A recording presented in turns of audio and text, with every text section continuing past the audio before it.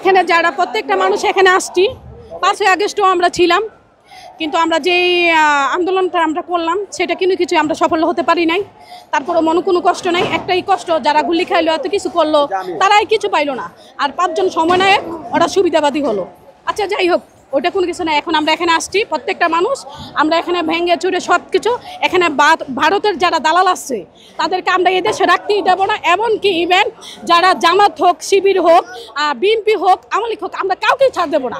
আমরা যেভাবে যারা রাজনীতি করবে, আমার একটা ভাষা আছে, আমি যে এই দেশের নাগরিক একটা ভাষা বলতে পারি, আমার যে একটা ভাষা, আমি খোলামেলা সবার সাথে যে কথা বলতে পারি, এমনকি এক দল আরেক দলের প্রতি যে অভিমান না থাকতে পারে, এইভাবে কাটা চিরা কোনো কিছু আমরা চাই না। একটা সুস্থভাবে নির্বাচন হোক, যেই নির্বাচনে জনগণ যাকে ভোট দিবে ফাঁস হবে, আমরা সেই একটা দল আমরা চাই, সেই একটা সরকার চাই। আর এই যে জাগটা আমরা এখন আন্দোলন করতেছি বা আমরা ভাঙচুর করতেছি, এটা যে কোনো সরকার আসুক না কেন, এখানে আমরা একটা পাবলিক টয়লেট চাই। এখানে সুন্দরভাবে যে সারা জীবন ফ্যাসিবাদী শেখ হাসিনা যা কুকর্ম করছে, মানুষ ইভেন এখানে যখন আসা যাওয়া করবে মানুষে বলতে পারবে যে এটা মুজিবের বাড়ি ছিল, তো তার বাপের সুনাম না রাখতে পারে নাই। মানে ভবিষ্যতে আমরা এখানে একটা পাবলিক টয়লেট, কি বলো সবাই, আমরা চাই এখানে আমরা আর কোনো বাইকে হারাইতে চাই না, কোনো রক্ত জড়াইতে চাই না।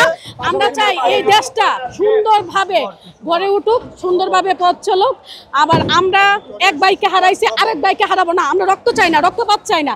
আমরা চাই আমাদের দেশ সুন্দরভাবে চলুক, বাহিরের দেশগুলোর মতন চলুক, আমাদের দেশে দুর্নাম না হোক। অনেক হয়েছে। আর শেখ হাসিনার কথা যে আপনি কি বলছিলেন, সে লাইভে আসবে, ওরে বাবা, সে লাইভে আসার ক্ষমতা আছে? সে কিভাবে আসবে, কেন আসবে, কিসের জন্য আসবে? তারিখ দিয়ে যখন বাহিরে ছিল, তারিখ দিয়ে কত ভাষণ এদেশে দেয় না, তার প্রচার হয় না, তার প্রচার আমরাও করতে দেবো না। সে কিছুই বলতে পারবে না। সে ইন্ডিয়া আছে, ইন্ডিয়া থাক, যদি বিচারে হয় তাকে ওই দেশে থেকে দৌড়ে নিয়ে আসা হবে, তাকে সাজা দেওয়া হবে। আপনারা কি বলেন? হ্যাঁ, আমরা আমাদের যত ভাই আছে